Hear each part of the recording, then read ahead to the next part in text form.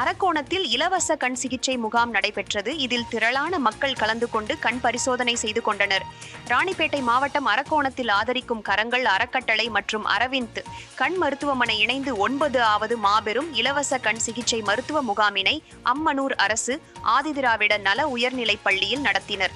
முகாமிற்கு அம்மனூர் ஊராட்சி மன்ற தலைவர் ஞானவேல் தலைமை தாங்கினார். அறக்கட்டளை தலைவர் தானி, செயலர் மாலதி தியாகராஜன், பொருளாளர் மணிமாலா அவினரசு ஆகியோர் முன்னிலை வகித்தனர். மேல்பாக்கம் சபை ஊழியர் நியூபிக் லாரன்ஸ் வரவேற்றார். சிறப்பு அழைப்பாளராக அம்மனூர் ஆண்டர்சன் பெட் குருசேகரம் தலைவர் ஜூலியஸ் ராஜதுரை கலந்து கொண்டு முகாமினை துவக்கி வைத்தார். முகாமில் அரவிந்த் கண் மருத்துவமனை மருத்துவ குழுவினர் கண் சம்பந்தப்பட்ட குறைபாடு உள்ளவர்களுக்கு பரிசோதனைகளை மேற்கொண்டு மருத்துவ ஆலோசனைகளை வழங்கினர்.